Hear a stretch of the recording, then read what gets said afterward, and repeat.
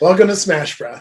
Here we discuss our favorite pulp culture from retro video games, TV shows, movies, comics, wrestling, and all types of other stuff while getting smashed on a couple or several brews, which we'll review at the end of the episode. This is Gamer Blurred and Sam, and let's get smashed.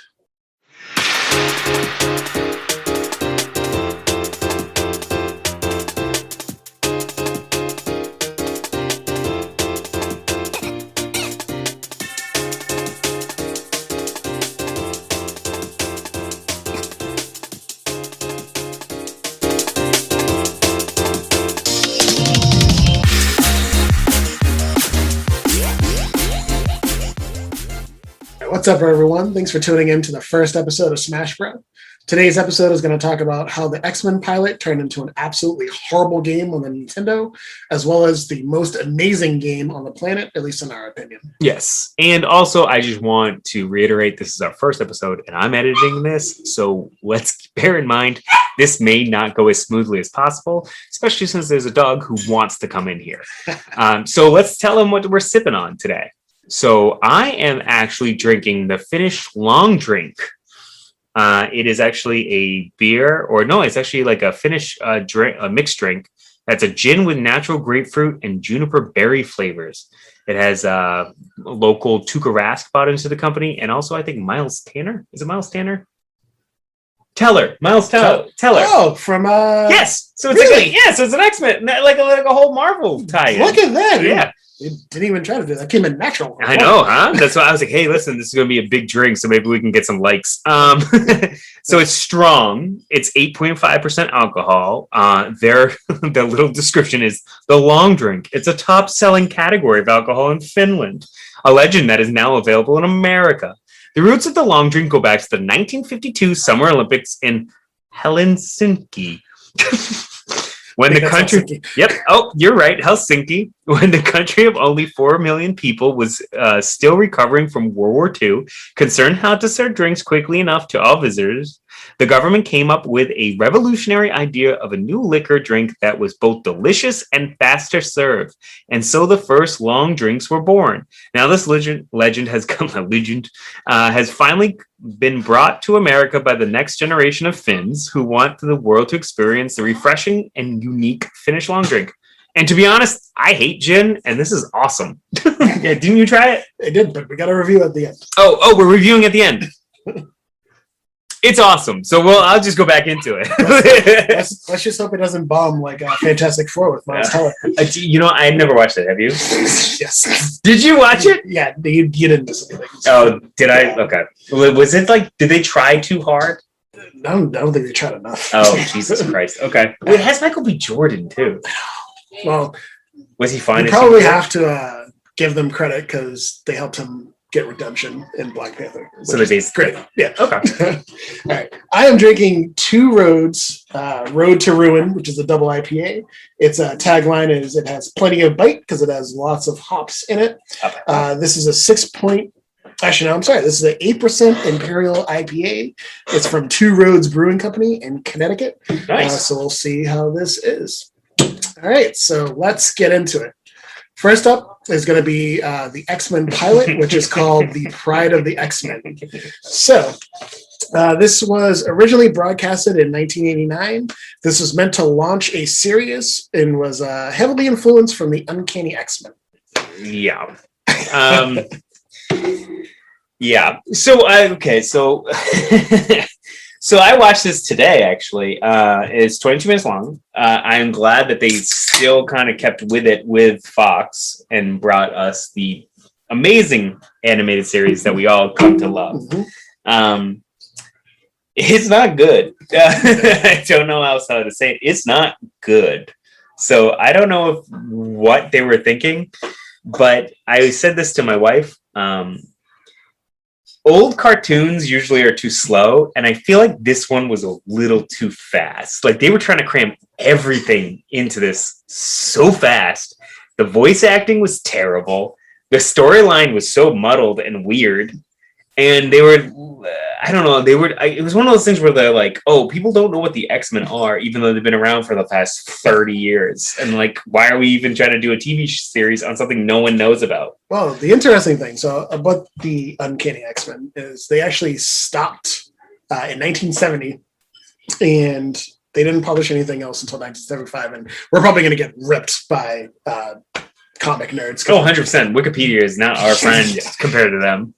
But I do like you. No, I did read that they canceled it for a little while and they brought it back. So this was trying to reinvigorate some of that special magic, and ended up not happening at all. What, 15 years later? I will say, come on. So this was like the G.I. Joe type of animation. The animation was sick. Yeah, but the animation was similar to what they did in the animated series.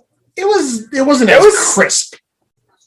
And tell me that rock intro wasn't fucking awesome. You liked it? Yes. Oh, and compared to the iconic that was like electronica. You wanted that this is the X-Men! X-Men! Magneto's a bad guy, and that's who it is! Like, it was actually pretty... Yeah, I guess I did like the introduction. It was serviceable. Yeah, but again, unfortunately, we're going with hindsight, which is where we had that iconic doo-doo-doo. So, and that's the thing. I did not even know this existed, probably until this year. The 90s X-Men cartoon was shit, and I still love it to this day. I'll definitely shit. Yeah, we're going to get into that in a second. We'll unpack that. So the one thing I will say about this is this was probably the first example of toxic fan base that I can think of, because the whole argument with this one was that it wasn't like the comics. They didn't touch on the dark topics like the comics did, because they had to make it, good for kids. Which wait, the pilot or the animated series? Oh, I mean, how can you get into anything without a pilot? But it starts off with a guy being like, "These muties need to die. They shouldn't be in our country." Like, that's about as dark and racist as you can get with the comics. Like, I don't get that. The only thing I didn't like is that like Magneto immediately comes off like. What they do in the comics and what they have done in the animated series, you do understand his side behind it. Like Magneto's side of everything is kind of like, okay, he was like, F humans, they're gonna die, I hate you. Like, and you're like, and they're like, she's like, F you too. And it was really weirdly fast paced. Well, that's the other thing is it was so fast paced. The 80s were wild. Yes. This was the Brotherhood of Mutant Terrorists. Oh, yes. And Stan Lee's the one who talks about it. He's like, look at these X-Men who are beautiful human beings and these terrorists. Which, by the way, he's the one who wrote this sympathetic character and why he was, like, understood. But, hey, we gotta drive the point home. These guys are bad. So the episode starts off with this general spewing a lot of mutant hate. And then it goes into mutants, you piece of trash. Magneto is trapped in a convoy, not able to use his powers because he's in a little force field until the Brotherhood of Mutant Terrorists. Which, by the way, we have no idea why that force field works. With the White Queen, who is going to help get him out. Now, I do want to say, Sam, does that not sound a little bit familiar to something? Wait, what do you mean? So Magneto, trapped in a convoy where he is unable to get out and has to be saved by his Brotherhood. Are you talking about the movie? Sounds a whole lot like X3, doesn't it? That is. So now I have not been able to confirm that there was any sort of influence, but I'm almost convinced that Bryan Singer looked at this episode and was like, I am stealing that. Oh, I love it. Oh, yeah, let's do this movie. Like, let's make it happen. By the way, that movie's terrible. So terrible. By the way, the White Queen. Oh, I love that. Like she comes in. I'm the White Queen. But voice acting was terrible. Let's just straight up. Emma Frost sound terrible. Oh, by the way, it was Emma Frost. Like, did they introduce her as Emma Frost? No, she's just the White Queen. Just the White Queen. You're supposed to know Hellfire, the Hellfire Club. Again, we have a racist. Humans need to die, and then we have the White Queen. Got it.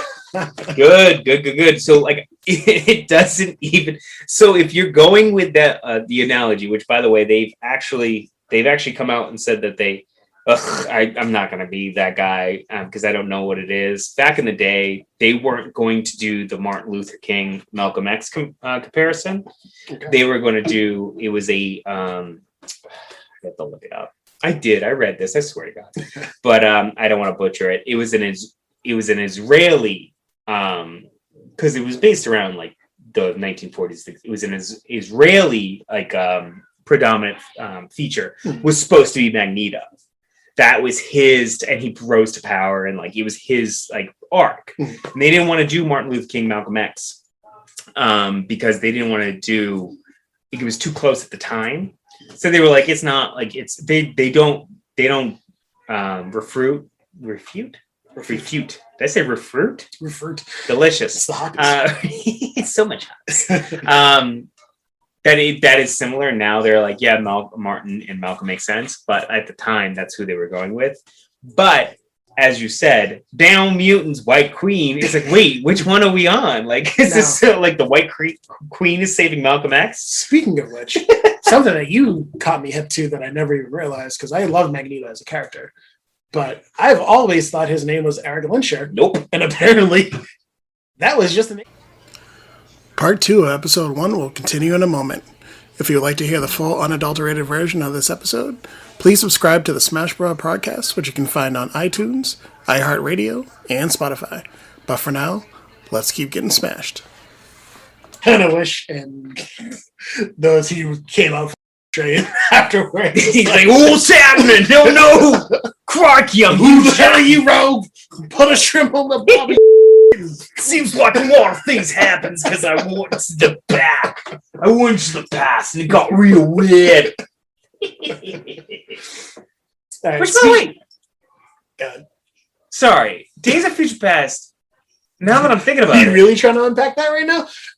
No, real quick. He comes back and they're like, "Oh, hey, man, we've been waiting for you," and you're like, "Cool."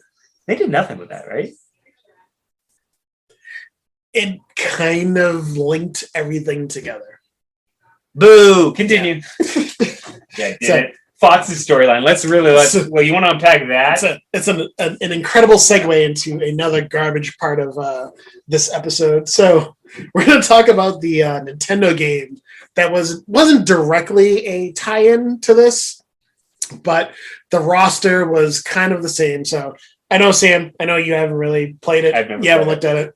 I played the arcade one. We're going to go ahead and I'll quickly run through this, but the only good part about this game is actually the mystery of who the developer was.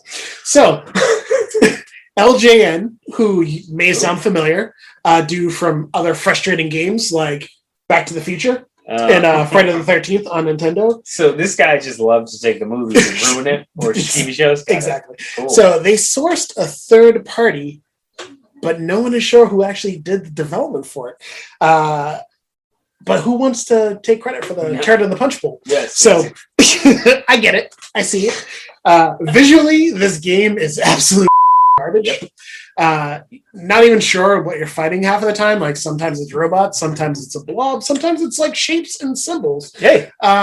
Whatever. So if they're against you, you fight them. They actually swapped Dazzler out for Iceman, so that might have been one good. Oh, they did that in that too? Yeah. All right, good. The absolute dumbest part of the game, however, is that there's a second player AI, but pretty much anyone you pick just walks around aimlessly and they're dead within minutes. So essentially it's a one-player game no matter what, unless you have someone dumb enough that actually wants to play with you for a real two-player. Okay. Yeah. That's actually good. That speaks volumes to like the AI of all those games. The AI killing you, they're great. The AI helping you in any video game sucks. They never can shoot anybody. They can never hit anybody. But at least they usually are serviceable for a little bit. They don't die almost immediately. Yeah, that's true. But it actually gets better. The other dumbest part of this game is that they put unfinished code on the cartridge sleeve, which was supposed to be meant so that you could find the sixth and final stage in the game, except they forgot to put the rest of the code into the actual levels so that you could put it all together and find it. So yeah, There's most only people 5 levels. there's 5 levels, which were ridiculous. But most people didn't even know there was a 6th one until like YouTube and Wikipedia way later on. So wait, what do you mean they put it on a sleeve? So Like you could take it and put it. So it was like part of what you were supposed to do. Like you had to enter like up, left, right, or start or something. Actually on the start screen. I'm like, do you have to open the cartridge, brother? So they wrote part of it on there, and it was supposed to be like figure out how to do the rest of it, and they were like, hey, I'm not gonna do it. You know. So yeah, but thankfully, if you really wanted a good game and a good 2-player experience, they finally came out with in '92 the Piece de Resistance. The X-Men arcade game, which is just so good, the best game ever. It honestly is. Again, I'm a Wolverine fan, so I always chose Wolverine, but that game is bomb. So now in '89, we had the first Teenage Mutant Ninja Turtles arcade game, which obviously awesome. And then in '91, we had both the sequel to Teenage Mutant Ninja Turtles, and then we also had the Simpsons arcade game. Was the sequel Turtle in Time? Yes. Oh, Turtle in Time, dope. But that movie sucked. But I think in '92 they got it right. So fun fact about this game is this was the first side-scrolling beat 'em up where you could punch somebody that was on the ground to make sure that they did not get back up. Oh, yes, because that is important. Yes, it really is. I play games and I'm like, this guy fell, and they're like, cool, man. He's gonna get up. He's gonna be vulnerable, and he's for some reason gonna kick you in the face. And you're like, great! I can't wait to mess with him. So now I'm pretty sure. I don't think I've gotten past the 3rd stage because this was a quarter muncher and a half. Like, yes, I want to make an emulation cabinet just for this game, so I can finally kind of beat it. But yeah, this was a hard game, but it was so. You could have all 4 people, and everyone dies. You could have all 6 people. Oh, that's right. There was a 6. My place to play it was Chuck E. Cheese. I remember playing it. I think I had a birthday at Chuck E. Cheese at this time. I played only that. My brother was helping everybody get tickets, and I was just playing this. People won tickets in the skee ball, but I was using all the free tokens in order to play this game. I was, I think, 6 at the time, maybe 5. This was in Framingham, Massachusetts. I then moved, and then for some weird reason, at 11 or 12, I remember that, and I started crying. Because I was like, oh, my brother was really just kind to everybody else and not me. Which, by the way, not his fault. Like, I was doing something. I was playing Black and Tan Wolverine, and he was kicking ass.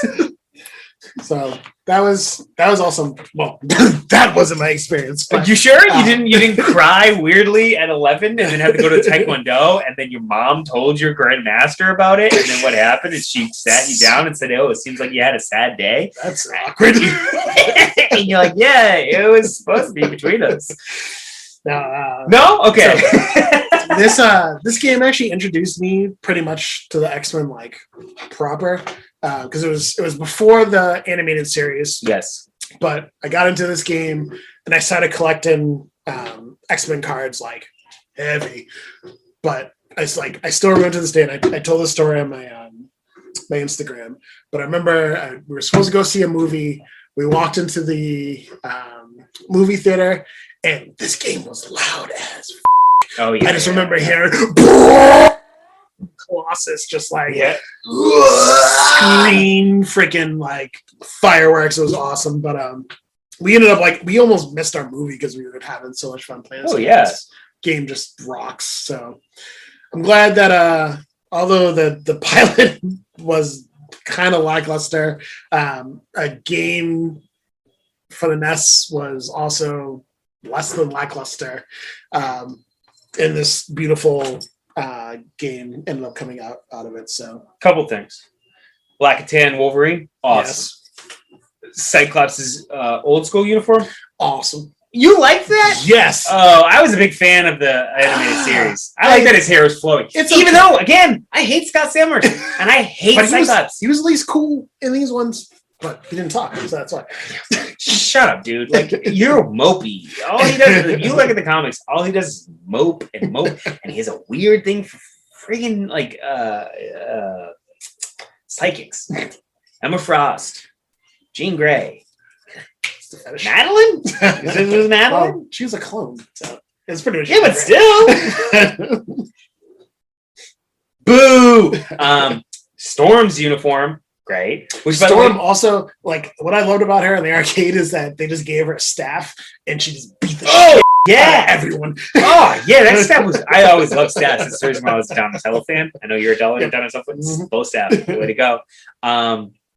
But Storm, I thought the idea of like the sexy, like it was a little bit sexier, made more sense because like when they like found Storm, be like, hey, you want to do this? She was like naked in her tribe, and she's like, oh, I think clothes are stupid. Like, and they're like, nah, dog, like you need to wear it. Something at least a little bit. Yeah. Wolverine's great. You like Scott's. Colossus looks like Colossus. Yep. I mean, there's really nothing you do there. Dazzler got replaced. Great. Well, not in the arcade game. She was still Dazzler, but nobody ever wanted to be her. She was there? She was there. No way. She actually had one of the best powers, though, because she like put her hands together and like had a big bomb. I don't know. But it was still, she sucks. You're like, oh, really? Which, by the way, isn't her like costume just like Forge? Kind of. Yeah, like the bandana and the mohawk. All right, I think it's smashed review time. Yes. So Sam, go ahead and review your beer. Which one was I drinking again? The long. Oh, drink. right. I am drinking the Finnish long drink again. A5. This one's it's considered the strong one. There's 3 of them: strong, normal, and then a sugar-free. I like it a lot. I think it's really good. Out of 5, what do you give it? I would give it like a 4. I think if you tried it too, like I think it's actually like I hate gin, and I think gin sucks. Honestly, usually if I have a drink, I always say that it tastes like Christmas.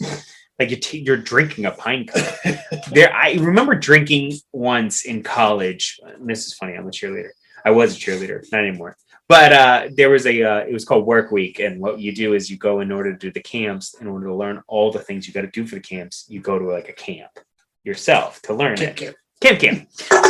Basically, the whole thing, the idea behind it is you get drunk with everybody, even when you go to the camps. Like, just hey, fun fact: if you're a cheerleader or anything like that, everybody was smashed all the time. But I didn't have any booze at the time, and so like someone kept feeding me gin. Only thing I could have. Oh, that's terrible. That was, and I was doing shots just to get drunk. Again, don't do that. That's terrible. Find your own booze and be responsible. But I woke up the next day and I was just like, everything smelled like an air freshener, and I tasted air freshener in my tongue. But this, awesome. I think the gin's like subtle. Like it's good, strong. It's like good and it's tasty. It almost tastes like a adult Truly.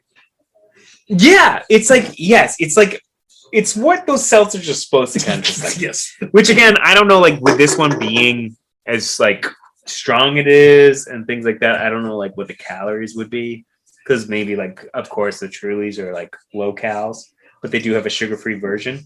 But it is like your drink, like I could pound those. Yeah, the problem is you that. Yeah. And sometimes that is like the reason why I drink usually IPAs is because sometimes I'm like by the end of it. Don't get me wrong, because I'll do my review in a second. You with that one too?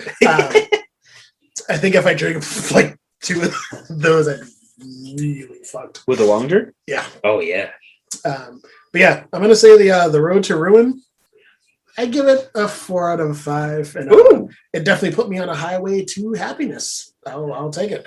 Lots of hops. It definitely does have a bite, but I love hops. So hops always gives you that good buzz. That's how I feel. Like so hard, like with hard liquor and like those like drinks. Sometimes I'm like, I don't feel it, and then you walk to the bathroom and you're like, oh, I feel it. You know, and I know you're into fitness like I am. Well, I should actually say you're more into fitness than I am, because you look way better than I do. Well, that doesn't mean I'm more into it than you. Sometimes you want to cheat, and yeah, you know. So if I go out to drink, yeah, I would love to have vodka and seltzer and all that all night, but one, it's expensive. But sometimes you're like, hey, an 8% IPA. It's good. It's good to do what you're going to do. You know what I mean? That's how I feel. And also, like when you're drinking seltzers and you're drinking the vodkas and like sodas and the vodka, like the long drink, like it is great. Like don't get me wrong, taste wise. But sometimes the problem is like, okay, well I can get pineapple juice. You know what I mean? Like I can drink this at a normal time. So for me, when I have a beer, sometimes the bite of an IPA, I'm like, I am drinking it, and I like that. So, but. No, I think the long drink is good. I'm going to steal a 2 Roads soon from you. That's fine. And then, but other than that, I think it's pretty good. All right. Well, if you like what you listen to, subscribe to our podcast as well as our YouTube channel. Woo-hoo. You can find us on Instagram as well. I am that 8-bit life. He does more than me. I usually post pictures of my family. It's SEC87. But he does review beers as well. So, I do. I will start doing that. If you start following me, I'll start doing it. I mean, like, hey, like for like. That's what I like. All right, but we will see you next episode. Thank you very much.